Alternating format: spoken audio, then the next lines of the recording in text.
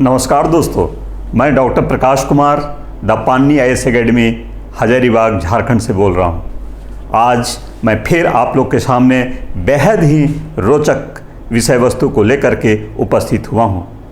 आज जुलाई का समय है और इस जुलाई के महीने में आप जानते हैं कि वर्षा ऋतु होती है और वर्षा के कारण से चारों तरफ हरियाली ही हरियाली दिखाई देती है। क्या कभी आपने सोचा कि आखिर वर्षा की बूंदें कैसे बनती हैं, वर्षा इस धरती पर कैसे होती है? इसके बारे में बेहद ही रोचक तरीके से आज हम समझाने के लिए आपके पास में उपस्थित हुए हैं। दोस्तों, सबसे पहले ये जो वर्षा है, उस वर्षा के संबंध में आप समझें कि वर्षा के लिए कौन कौन सी चीज़ें जरूरी पड़ती है। तो सबसे पहले जरूरी पड़ती है जल के कण, दूसरी ज़रूरत पड़ती है तापमान और तीसरी आवश्यकता पड़ती है आर्द्रता। ये तीन पहलुओं को जब हम समझ जाते हैं तो हम जानने लगते हैं कि वर्षण अर्थात वर्षा कैसे होती है। दोस्तों, यहाँ पर सबसे महत्वपूर्ण चीज़ है आर्द्रता। आर्द्रता क्या है? तो आर्द्रता है वायु में विद्यमान अदृश्य जल की मात्रा को वायु की आर्द्रता कहते हैं। इसे हम थोड़ा सा और डिफाइन कर दें और इसे हम आपको समझाएं कि आप देखिए, वायु में विद्यमान हमारे जो उपस्थित वायु में विद्यमान अदृश्य जल की उपस्थिति की मात्रा को वायु की आर्द्रता कहते हैं। वायुमंडल में यह 0 से 4% तक है, लेकिन ये हमारे पूरे इकोसिस्टम को, पूरे पर्यावरण को संभालने में, उसे डेवलप करने में, उसे रूप और आकार देने में एक बेहद ही महती भूमिका जो है कि वह निर्वाह करती है। तो सबसे पहले हम आपको आर्द्रता के बारे में हम आपको समझाते हैं कि आर्द्रता वास्तव में क्या चीज़ है, इसके बारे में हम आपको बताते हैं। देखिए, वायु और जल हमारा जो है कि यहाँ पर हमारा एक है वायु और दूसरा हमारा है जल। वायु एक अलग फैक्टर है और जल हमारा जो है एक अलग फैक्टर है।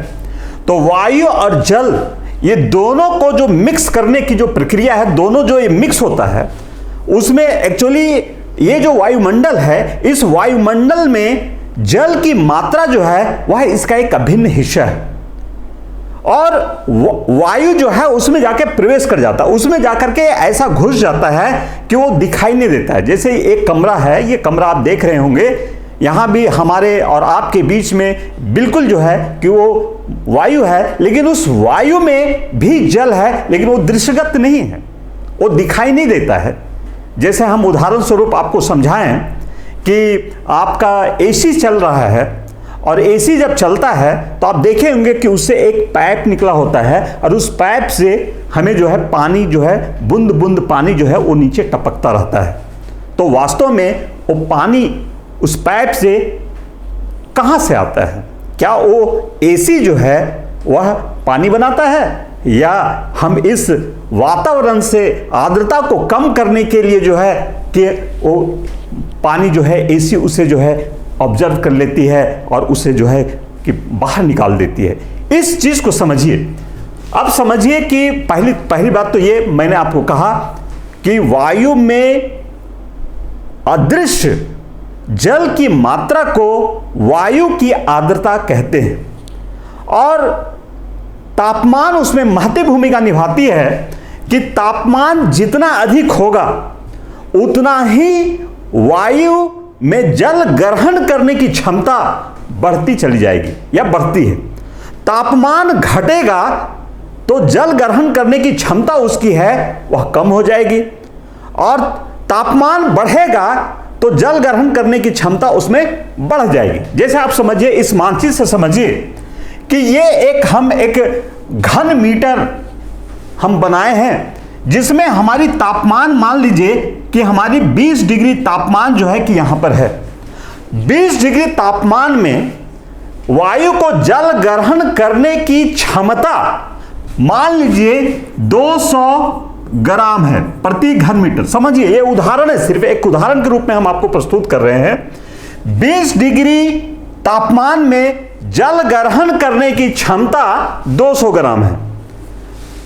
लेकिन अगर हमारा जो है कि हम अगल बगल पानी नहीं है, गर्मी का दिन बढ़ गया है, मरुस्थल का क्षेत्र है, सूखा क्षेत्र है और उसे पानी की उपलब्धता कम है, 100 ग्राम ही पानी जो है उसे अवेलेबल हो सका। तो वास्तव में हमारा जो है कि तापमान था 20 डिग्री, क्षमता थी 200 ग्राम, लेकिन वास्तव में पानी अवेलेबल उसमें कितना है तो 100 ग्राम। तो हमारा जो है प्रतिशत अगर हम निकालते हैं तो हमारी है क्षमता के अनुरूप हम प्रतिशत निकालते हैं तो वास्तव में हमारी आर्द्रता यहां पे जो है वह 50% ही है। जैसे जैसे हमारा तापमान बढ़ेगा उसके हिसाब से हमारी है कि जल ग्रहण करने की क्षमता भी हमारी बढ़ती चली जाएगी।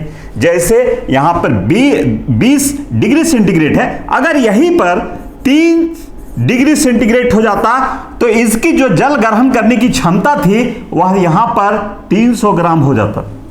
मान लीजिए यहां पर हमारा 40 डिग्री अगर हमारा जो है तापमान पहुंच जाता तो जल ग्रहण करने की क्षमता जो है यहां पर हमारा जो है कि ये 400 ग्राम हमारा जो है प्रति घन मीटर हमारा हो जाता। इस प्रकार तापमान बढ़ेगा तो क्षमता बढ़ेगी, तापमान गिरेगा घटेगा तो हमारी उसकी क्षमता जो है कि वह गिर जाएगी, क्षमता जो है उसकी घट जाएगी। और इसी के आधार पर हमारी जो है कि बादलों का निर्माण होता है, कोहरा का निर्माण होता है, अर्थात हमारी वर्षण की प्रक्रिया जो है कि हमारी जो है कि उसमें हमारी जो है कि जन्म लेती है।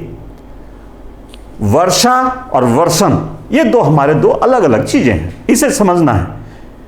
विश्व मौसम संगठन के द्वारा जो हमारे धरती पर जो जल की बूंदें, चाहे वह हिम के रूप में हो या ओलावृष्टि के तौर पर हो या बड़े बूंदों के रूप में हो या छोटे बूंदे के रूप में हो, इसे 5 भागों में बांटा है और इसे ही वर्षण जो है कि कहा जाता है। वर्षण जो है, वर्षण हमारे जो है 5 प्रकार के हमारे होते हैं। जैसे पहला हमने वर्षा की बात कही। वर्षा से तात्पर्य क्या है? जब हमें ऊपर से जब हमारी बादलों से जब पानी जब नीचे धरती पर आ रहा हो और उसकी जो बूंदें हैं उनकी बूंदें जो है 0.5 mm से अधिक उसका डायमीटर हो तो उसे हम कहते हैं वर्षा। जब हमारी जल की बूंदें 0.5 mm से अधिक होती है तो उसे हम कहते हैं वर्षा। हिमपात, जब हमारा स्नोफॉल होता है और तापमान जो है 0 डिग्री से कम हो जाता है, तो जब 0 डिग्री से कम होगा तो वह बर्फ का रूप ले लेगा और वह बर्फ का रूप जब ले लेता है तो और उसकी जो डायमीटर है वह डायमीटर जो है 5 mm या उससे अधिक का हो, साथ ही कंडीशन है कि तापमान 0 से नीचे हो, तो वैसी प्रक्रिया में हम कहते हैं हिमपात हो रहा है। तीसरा हमारा है फुहार। ये फुहार क्या है? तो पानी की बूंदें हैं। आप देखते होंगे कि झार लगा दिया तो झार वास्तव में फुहार है।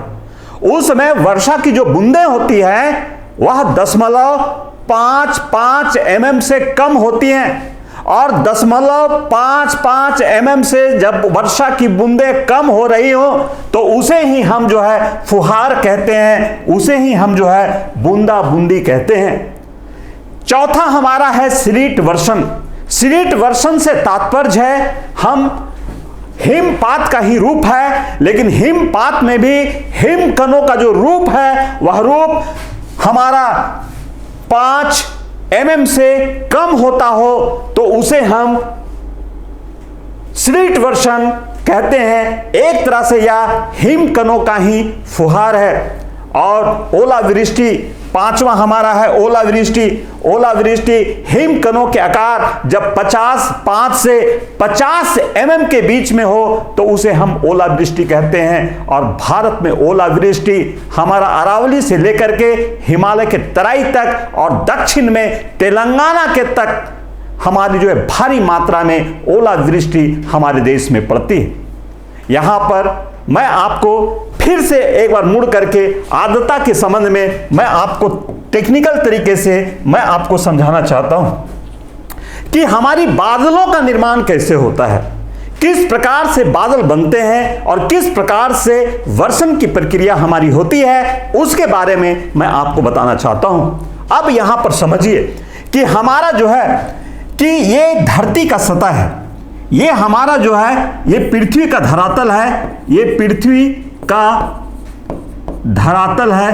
अब ये देखिए पृथ्वी के धरातल पर हम मान लेते हैं कि हमारा जो है कि 30 डिग्री का तापमान है। 30 डिग्री में हमें जो है कि जल ग्रहण करने की वायु की जो क्षमता है प्रति घन मीटर वह यहां पर 300 ग्राम है। क्षमता कितनी है तो 300 ग्राम है। आप देख रहे होंगे क्षमता 300 ग्राम है, लेकिन उपलब्धता जो है प्रति घन मीटर यहां पर जो है वह 100 ग्राम है। इस प्रकार हम इसका प्रतिशत निकालते हैं तो 33% जो है कि हमारी है यहां पर आर्द्रता है। लेकिन जब वायु ऊपर जाती है, आप जानते हैं, आप पढ़े हैं, एक चीज और मैं आपको बता दूं यहां पर कि हमारी जो धरातल है, ये धरातल है, ये पृथ्वी की धरातल है। हम धरातल से जैसे जैसे ऊपर जाते हैं वैसे वैसे जो है वायु के तापमान में क्रमिक ह्रास होता चला जाता है। इसके पीछे कारण क्या है, इसको भी थोड़ा सा टेक्निकल तौर पर आप समझ लें। वास्तव में पृथ्वी की जो वायु में जो गर्मी आती है वह वायु में उसमें जो हॉटनेस आती है वह हॉटनेस कैसे आती है, इस बात को समझे। समान तौर पर जब हम अपने छात्रों से पूछते हैं तो तुरंत वो बोल देते हैं कि सूरज के किरणों से वायु गर्म होती है। वास्तव में ऐसा नहीं होता है। वायु गर्म होती है किस प्रकार, सो समझिए। एक हम छोटा सा यहां पे आरेख से ये मान लीजिए कि हमारा सूरज है। सूरज की किरणें जो है वह धरातल पर पहुंचती है और सूरज की किरणों से यह धरातल गर्म होता है। और इस धरातल जब गर्म होता है तो फिर पृथ्वी जो है अपनी ऊष्मा को छोड़ती है, विकिरण करती है और इसके विकिरण से वायु गर्म होती है और धरातल पर वायु जो है ये रगड़ खाती है। तो इससे पृथ्वी तो गर्म है सूरज के किरणों से, और जब इसके संपर्क में जब हमारी वायु आती है तो वायु हमारी जो है धीरे धीरे धीरे धीरे गर्म होने लगती है। तो जितना हम पृथ्वी के संपर्क में रहेंगे उतना ही वायु जो है कि हमारी जो है कि वो गर्म रहेगी। और जैसे जैसे हम ऊपर की ओर जाएंगे वैसे वैसे जो है वायु के गर्मी में क्रमिक ह्रास होता चला जाता है। इसलिए आप देखते होंगे कि हम अगर किसी हिल स्टेशन में जाते हैं, मान लीजिए हिमालय है, तो हिमालय के देखिएगा कि चोटी पे यहां पे बर्फ है, ये चोटी पे बर्फ है, नीचे पे बर्फ नहीं है, चोटी पे बर्फ है। क्यों? क्योंकि अगर हम एवरेज तरीके से लेते हैं तो वो धरातल से वह ऊंचा है, तो ऊंचा जाते हैं तो उसमें जो है कि हमारा जो है क्रमिक ह्रास होता है, तापमान में कमी आती है। उसी रूप में यहां पर समझिए 165 मीटर के ऊंचाई पर 1 डिग्री सेंटीग्रेड तापमान में कमी आती है। और जब वायु किसी कारण से इसके बहुत सारे मैकेनिज्म हैं जो समय के साथ आपको मैं बताता जाऊंगा, किसी कारण से जब वायु ऊपर जा रही है, चाहे वो चक्रवात के कारण से जा रही है, चाहे बीच में हमारा जो है कि लो प्रेशर है और बगल में हाई प्रेशर है, तो हाई प्रेशर से वायु लो प्रेशर की ओर चलती है तो लो प्रेशर की वायु को ऊपर फेंक देती है, ऊपर ढकेल देती है, उससे उसकी क्रमिक ह्रास होती है। तो वायु, अब यहां पर समझिए कि वर्षा की जल बूंदें कैसे बन रही है। तो यहां पर आप देखिए कि जब सतह पर हमारी वायु थी तो वायु में हमारी जो है आर्द्रता 33.3% थी। यहां पर 30 डिग्री तापमान में हमें 300 ग्राम जल ग्रहण करने की क्षमता थी, लेकिन सिर्फ जो है 100 ग्राम जल ग्रहण इसने किया। लेकिन जब थोड़ा सा ऊपर गया तो यहां पे आप देख रहे हैं कि 1.5 किलोमीटर की ऊंचाई पर तापमान में हमारी गिरावट आई। यहां पे 30 डिग्री था, यहां पे 20 डिग्री हुआ। तो 20 डिग्री में जल ग्रहण करने की क्षमता इसकी जो है 200 ग्राम जो है प्रति घन मीटर है। लेकिन हमारी जो उपलब्ध जो जल है, वह उपलब्ध जल जो है कि वह हमारा 100 ग्राम था। तो अब हम रेशियो यहां पर हम देख रहे हैं, तो यहां पर हमारी जो है रेशियो जो है आर्द्रता की वह 50% हमारी हो गई। पुनः थोड़ा सा और ऊपर गया, 2 किलोमीटर की ऊंचाई पर वायु पहुंच गया। धरती से वायु धीरे धीरे ऊपर जा रही है। तो यहां पर हम देख रहे हैं 2 किलोमीटर में तो हमारा तापमान यहां पे 15 डिग्री हो गया, यहां पे 30 था, यहां पे 15 डिग्री हो गया।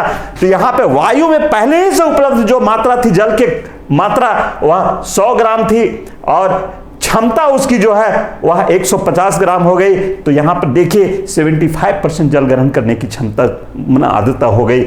और फिर जब ऊपर गया 2.5 किलोमीटर की ऊंचाई में जब हमारी यहां पे पहुंच रही है, यहां पे तापमान है 10 डिग्री और क्षमता हमारी जो है 100 ग्राम और उपलब्ध भी है हमारा 100 ग्राम।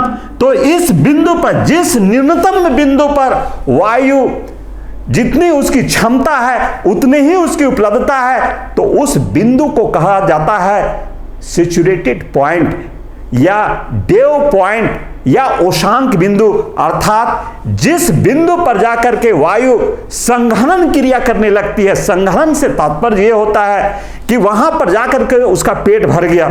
अब वायु जो है कि अब तापमान थोड़ा सा भी ऊपर जाएगा, मान लीजिए यहाँ पे 10 डिग्री, यहाँ पे 9 डिग्री सेंटीग्रेड तापमान यहाँ पर आ जाता है। तो 9 डिग्री आ जाता है तो उसकी क्षमता है कितनी? उसकी क्षमता है जल ग्रहण, जल जो है उसके पास है 100 ग्राम। अब उसमें जो है क्षमता उसकी घट गई, अब 90 ग्राम ही जल जो है कि वो सोख सकता है वायु। तो 10 ग्राम जल कहां जाएगा?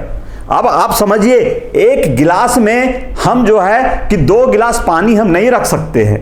तो वायु में तापमान गिर गया तो अब ज्यादा वायु सोखने की या रखने की क्षमता जो है वायु में नहीं बची।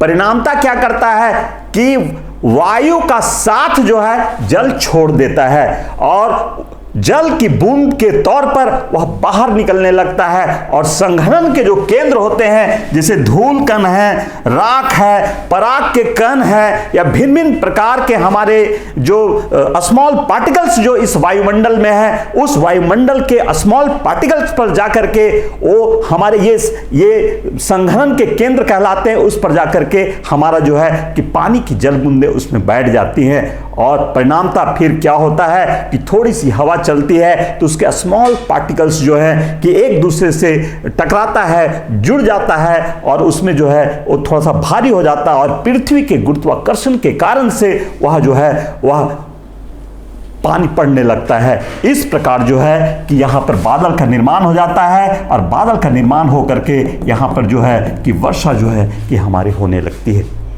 तो बादलों का निर्माण समान तौर पर आर्द्रता में हमारी जो है कि आर्द्रता और तापमान का जो संबंध है, जब हमारा तापमान गिरता है तो तापमान गिरने से जल जो है वह वायु का साथ छोड़ देती है और वायु के साथ छोड़ देने से वही जल जो है वह बादल का रूप ले लेती है, चाहे वो कोहरा का रूप ले लेती है, कुहासा का रूप ले लेती है, हिम का रूप ले लेती है। अगर तापमान हमारा 0 डिग्री से कम है तो वह हिम का रूप ले लेगी और हिमपात उस एरिया में होने लगेगा। अगर तापमान ज्यादा है तो हमारा जो है कि वहां वर्षा हमारी जो है कि होने लगेगी। इस प्रकार से जो है कि हमारी जो है कि वर्षा जो है कि यहां पर हमारी जो है कि प्रारंभ हो जाती है। अब यहां पर आपको दूसरे तरीके से मैं आपको एक बात को मैं समझाता हूं कि कैसे जो है कि वायु से पानी बाहर निकलता है। इसको मैं एक दूसरे तरीके से भी मैं आपको समझाना चाहता हूं। जैसे ऐसे समझिए कि आपका एक दोस्त है और बड़े दिनों के बाद गर्मी के समय में जून के महीने में धूप और गर्म वातावरण में आपके घर में आता है, तो आप सबसे पहले उसे क्या है कि कुछ पूछेंगे कि क्या लोगे, ठंडा उंडा पियोगे, कोल्ड ड्रिंक पियोगे? तो अब देखिए कि वो कहता हाँ ठीक है कोल्ड ड्रिंक मैं पीता हूं। तो अब देखिए कि बाहर का वातावरण जो है वह मान लीजिए 35 डिग्री हमारा सेंटीग्रेड जो है कि बाहर का क्लाइमेट का वातावरण है, 35 डिग्री है। मैं समान तौर पर बता रहा हूं कि 35 डिग्री एग्जाम्पल है, बिल्कुल एकदम टेक्निकल मैथमेटिकल कैलकुलेशन नहीं निकालें, एग्जाम्पल के तौर पर मैं बता रहा हूं कि 35 डिग्री हमारी जो है कि यहां का तापमान है, तो जल ग्रहण करने की इसकी क्षमता जो है वह 350 ग्राम, हम इसकी जो क्षमता है वह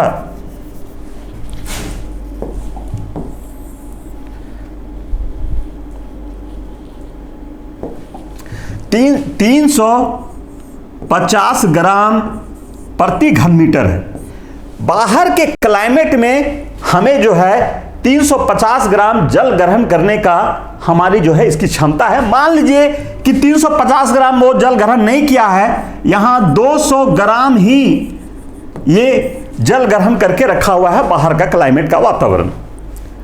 जब हम इस गिलास में कोल्ड ड्रिंक को फ्रिज से निकालते हैं और डालते हैं, तो फ्रिज से निकाला हुआ जो पानी है या ये कोल्ड ड्रिंक है, इसका वातावरण मान लीजिए कि हमारा जो है कि 5 डिग्री सेंटीग्रेड है।